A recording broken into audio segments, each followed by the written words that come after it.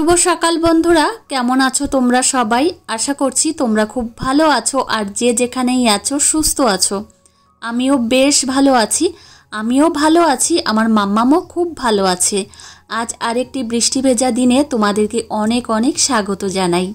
এখন ঘড়িতে সময় সকাল 10:30 মতো বাজে আর তোমাদের দাদাভাইয়ের সঙ্গে মাম্মাম গেল। আবার তোমাদের দাদাভাই বাড়িতে এসেই দিয়ে যাবে। তো এই কয়েকদিন বৃষ্টির জন্য মাম্মাম ওর বাপির সঙ্গে ঠিকঠাক করে যেতেও পারছে না আর মেয়েটা ঘরের মধ্যে থাকতে থাকতে একদম অতিষ্ঠ হয়ে উঠছে। তো যাই হোক, আমি একটু গেছিলাম রাস্তার দিকে আর দেখছিলাম যে তোমাদের দাদাভাই কখন আসবে। আর এই যে পাশের বাড়ির কাকা এখন যাচ্ছে দোকানে। আজকে হলো সোমবার আর সকাল করেই সমস্ত কাজই হয়ে গেছে। বৃষ্টির মধ্যে ভিজে ভিজেই সমস্ত কাজ করলাম, তারপর স্নান করে এসেছি। এই যে এখন ঠাকুর পুজো করছি। আজকে সোমবার, সপ্তাহের অন্যান্য বারের তুলনায় আজকের দিনটা একটু কাজের চাপ বেশি থাকে। সকালের দিকে একটু পুজোর তাড়া থাকে।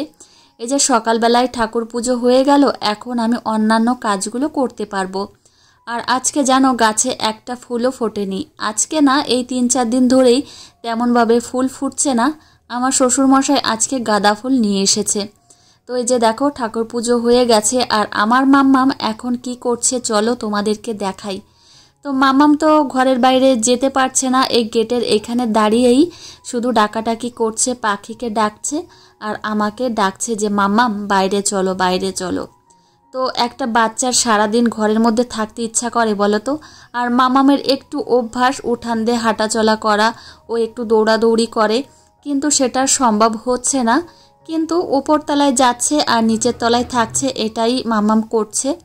তো আজকে তো সোমবার, মাম্মামকে আজকে তো আর ডিম খাওয়াতে পারবো না। তো ভাবলাম আজকে মাম্মামকে একটা আপেল সেদ্ধ করে খাওয়াই।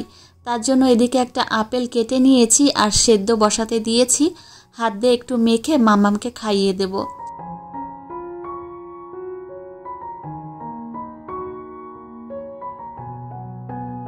আপেল সিদ্ধ করা হয়ে গেছে আর ঠান্ডা হতে রেখে এসেছি। আর এদিকে ঘরে এসেছি আর এই ব্যাগটা এখনো পর্যন্ত খুলিনি। সেই বোনের বাড়ির থেকে এসেছি, সেই অবস্থাতেই রয়েছে। এর মধ্যে মাম্মামের জামা কাপড় রয়েছে, আমার শাড়ি রয়েছে। তো এখন একটু বের করব যে কি কি রয়েছে এর মধ্যে আর তোমাদের একটু দেখানোর চেষ্টা করব। আর এই যে দেখতে পাচ্ছ জিনিসগুলো, এখানে রয়েছে আমার কুর্তি আর কিছু নাইটি রয়েছে আর একটা যে পেন্সিল প্যান্ট। তো কিছু কিছু জিনিস রয়েছে বাড়ি পরার। আর এই শাড়িগুলো তো আমি কিনেছিলাম। শাড়িগুলো তোমাদেরকে না দেখিয়ে আমি পিকো ফলস ব্লাউজ করতে দিতে পারছি না। তো একটা ভিডিওতে তোমাদেরকে দেখাবো যে আমি কি কি শাড়ি কিনলাম। তো এখনো পর্যন্ত একটা শাড়ি কিনতে হবে। তো সাদা লালের ওপরে, মানে আমি অষ্টমীতে পরবো সেই টাইপের একটা শাড়ি কিনতে হবে, কিন্তু সেই শাড়িটা আমার কেনা হয়নি। তো মাথায়ই ছিল না যে এই শাড়িটা কিনতে হবে। তো যাই হোক, একটু সময় নিয়ে আমি শাড়িটা কিনে আনবো আর কিনলেই তোমাদেরকে দেখাবো। তো এই যে জামা কাপড়গুলো দেখতে পাচ্ছ, এগুলো সমস্তটাই মাম্মামের। আর এই জামা কাপড়গুলো আমি কিনে দিয়েছি, তোমাদের দাদাভাই দেয়নি। আর রেড কালারের এই গেঞ্জিটা, এটা হচ্ছে আমার। আর মাম্মামের যে জামা কাপড়গুলো কিনেছি, এখানে পুজোর জামাও রয়েছে আর সেই সঙ্গে ঘরে পরারও জামা রয়েছে। আর এই যে প্যান্টগুলো, এইগুলো মাম্মামের ঘরে পরার প্যান্ট। মাম্মামকে ঘরে যে জামা কাপড়গুলো পরাচ্ছি সেইগুলো একদমই বাতিল করে দেব। আর এই জামা কাপড়গুলো কিনে নিয়ে এসেছি, এইগুলো মাম্মামকে এখন থেকে পরাবো। তো কি বলতো, আর কদিন গরম আছে, এখনও 1 মাস পর্যন্ত একটু গরম আছে, ওই জন্য গরমের জামা আমি কিনে নিয়ে এসেছি। আর কয়েকটা প্যান্ট, একটু ফুল প্যান্ট এনেছি, কিন্তু লম্বা হাতার এখনও পর্যন্ত গেঞ্জি বা জামা তেমনভাবে ওঠেনি। এই পুজোর কালেকশন তো এখন তুলেছে, তো পুজো চলে যাবে তারপর হয়তো শীতের কালেকশন তুলবে। আর শীত যখন পড়বে তখন মাম্মামের জন্য আবার কয়েকটা লম্বা হাতার জামা কিনে নিয়ে আসবো। তো এদিকে গেল মাম্মামের জামা কাপড়। আর আমার শাড়ি তোমাদের একটু দেখিয়ে দিচ্ছি, তেমনভাবে দেখাবো না। তো এই যে দেখো একটা শাড়ি। তো এই শাড়িগুলো কি শাড়ি তোমাদের সঙ্গে আমি যখন আমার শাড়ির ভিডিও করব তখন তোমাদেরকে দেখাবো। তো আর একটা শাড়ি এই যে দেখো। আর এই দুটো শাড়ি একদমই পিওর সিল্কের আর সিল্ক মার্ক যুক্ত। এই যে দেখো সিল্ক মার্ক, তোমাদের একটু দেখিয়ে দিলাম। আর অনেক দিনের ইচ্ছা ছিল যে এই দুটো শাড়ি পরার, তো ফাইনালি আমি কিনে নিয়েছি। আর এই যে দেখো বটল গ্রিন কালারের আর রেড কালারের কম্বিনেশনে এই শাড়িটা, এটা তো আমার খুব পছন্দ হয়েছে। তো আর এই যে ব্ল্যাক কালারের শাড়ি। তো এই 4টে শাড়ি আমি আপাতত কিনেছি, কিন্তু এখনও পর্যন্ত আমার একটা শাড়ি কিনতে হবে। ওই যে বললাম সাদা লাল কালারের একটা কিনবো। মামামের জামা প্যান্ট সেই সঙ্গে আমার শাড়ি আলমারিতে রেখে দিয়েছি। আর এদিকে মামামের গতকালের যে জামা কাপড়গুলো হালকা হালকা একটু শুকিয়েছে, সেই জামাগুলো এখন নিয়ে এসেছি। এইগুলো আবার একটু আয়রন করব। তো কি হয় জানো তো, জামা কাপড়গুলো যদি একটু নরম নরম থাকে, মানে একটু ভেজা ভেজা থাকে, তাহলে আয়রন করলে মানে জামা কাপড়ের গায়ে যে জলটা থাকে সেটা একদমই শুকিয়ে যায়। আর জানো তো বাচ্চাদের প্রত্যেক দিন কত জামা কাপড় লাগে, আমার মামামের তো লাগেই। তো ওই জন্যই এখন আমি এই জামা কাপড়গুলো একটু আয়রন করব। ভেবেছিলাম যে মামাম আমার পাশে বসে থাকবে, আমি এই জামা কাপড়গুলো একটু আয়রন করে নেব, কিন্তু আমার মামাম যে দুষ্টুমি করছে তাতে এখানে বসে আমার আয়রন করা হবে না। ওকে ওর দাদাভাইয়ের কাছে রেখে আসব, না হলে এই কাজগুলো আমি করতেই পারবো না। আর আয়রনটা প্রচণ্ড গরম হয়ে থাকে, যদি আবার ধরে তাহলে আবার একটা বিপদ হবে। ওই কারণেই মামামকে এখন ওর দাদাভাইয়ের কাছে রেখে এসেই আমি জামা কাপড়গুলো আয়রন করে নেব। আর এই জামা কাপড়গুলোই মামামের আজকে লেগে যাবে। অনেক দিদিভাই আমাকে জিজ্ঞাসা করেছো যে দিদিভাই তুমি কি ফার্স্ট পেমেন্ট পেয়েছো? হ্যাঁ গো, আমি ফার্স্ট পেমেন্ট পেয়েছি, কিন্তু তোমাদেরকে আমি এখনো পর্যন্ত দেখাইনি।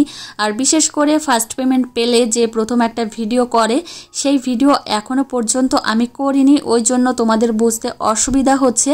কিন্তু আমি 15-16 দিন আগে তোমাদেরকে বলেছিলাম যে একটা খুশির খবর আছে। সেই খুশির খবরটা হচ্ছে আমি ফার্স্ট পেমেন্ট পেয়েছি। তো তোমাদেরকে আমি কিন্তু বলেছিলাম। তো যাই হোক, আমি ভাবছি একটা ভিডিও করব, তাহলে তোমাদের মানে এই আমি ফার্স্ট পেমেন্ট পাওয়া নিয়ে একটা ধারণা সেটা একদমই ক্লিয়ার হয়ে যাবে।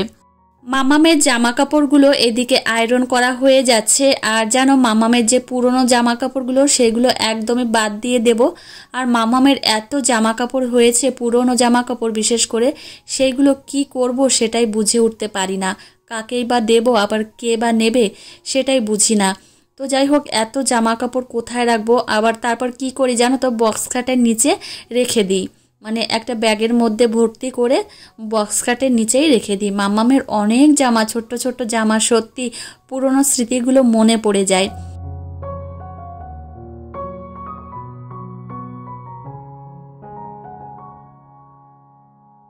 তোমাদের দাদা ভাই ফলগুলো নিয়ে এসেছিল, এখন এই ঝুড়ির মধ্যে রেখে দিচ্ছি, কেননা প্লাস্টিকের মধ্যে থাকলে আবার নষ্ট হয়ে যায়। আর আমি ফলগুলো ফ্রিজের মধ্যে রাখি না, এই ঝুড়ির মধ্যেই রেখে দিই। তো মাম্মামকে আপেলও খাওয়াই, আবার সেই সঙ্গে মৌসুম্বি লেবু খাওয়াই। আর এই দুটো ফল আমার বাড়িতে সব সময় থাকে। এই দুটো না, আর একটা ফল থাকে, সেটা হচ্ছে কলা থাকে, ঠোঁটে কলা। তো মাম্মামকে ঠোঁটে কলা খাওয়াই, সপ্তাহে 1-2 দিন তো খাওয়াই। তো এদিকে ফলগুলো রাখা হয়ে গেছে। আর বাইরে অঝোরে বৃষ্টি পড়েই চলেছে, কি আর করব, আর ভালো লাগছে না এত বৃষ্টি। কিন্তু আমার ভালো না লাগলে কি হবে বলো, প্রকৃতির নিয়ম, এটা তো হবেই। আর আজকে দুপুরবেলায় মামামকে নিরামিষ আর ভাত খাওয়াবো। তো আজকে তো সোমবার, ওই জন্য নিরামিষ রান্না হয়েছে। আর আমার শাশুড়ি মাই রান্না করছে, কেননা কাঠের উনানে তো যেতে পারছে না, এত বৃষ্টি। তো ওই জন্য এই গ্যাসের উনানেই রান্না করছে। আর মাই রান্না বান্না করছে, মানে দুপুরবেলা তো মাই রান্না করে। আর এদিকে দেখো পাঁচমিশালি সবজি দিয়ে আর শাক দিয়ে নিরামিষ রান্না হয়েছে, সেটাই আজকে মামামকে দুপুরবেলা খাওয়াবো। তো এদিকে মামামের খাবার রেডি করা হয়ে গেছে। আর এই যে এখন আমার লক্ষ্মী ছানাকে খাইয়ে দিচ্ছি।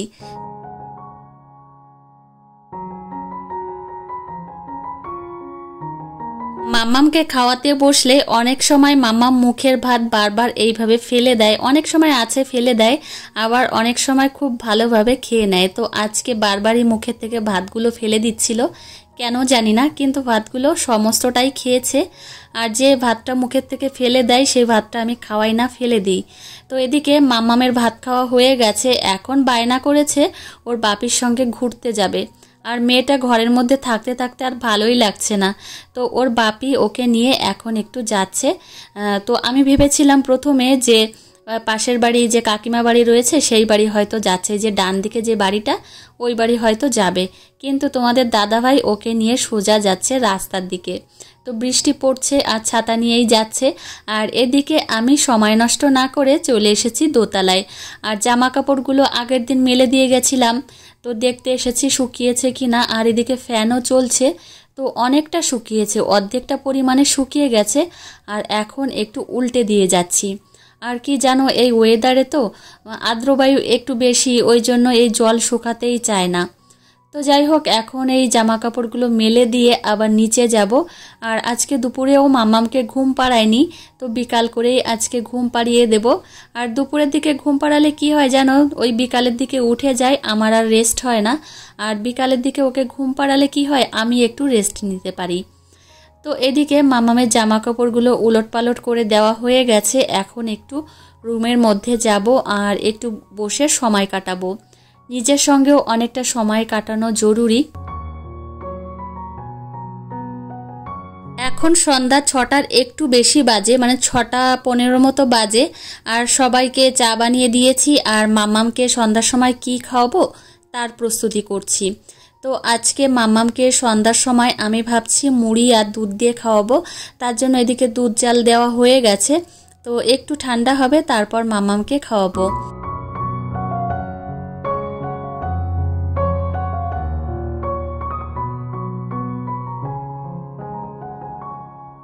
মাম্মামকে সন্ধ্যার খাবার খাওয়ানো হয়ে গেছে, আর এখন আবার আসলাম রান্নাঘরে।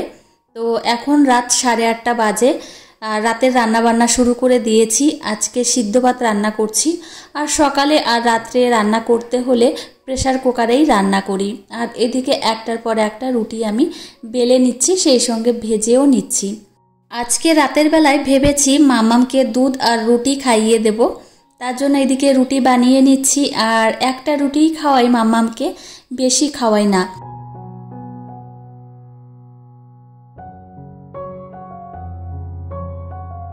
রুটি বানানো হয়ে গেছে, আর লাস্টে একটা রুটি রয়েছে তাওয়াতে। তো সেই রুটিটা মাম্মামের জন্য জল দিয়ে ধুয়ে রাখবো, কেননা মাম্মামকে আমি রুটি খাওয়ালে জল দিয়ে ধুয়েই খাওয়াই।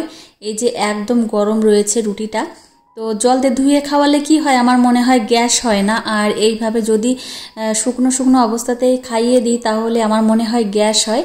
তো আমিও যখন রুটি খাই তখন রুটিগুলো ধুয়েই খাই, ওই জন্য সেই হিসাব করে আমার মাম্মামকেও রুটিটা ধুয়ে দিই। তো এদিকে ছোট্ট ছোট্ট করে আমি যে টুকরো টুকরো করে নিলাম, আর এর মধ্যে আমি একটু তাল মিষ্টি দিয়েছি মিষ্টি হওয়ার জন্য।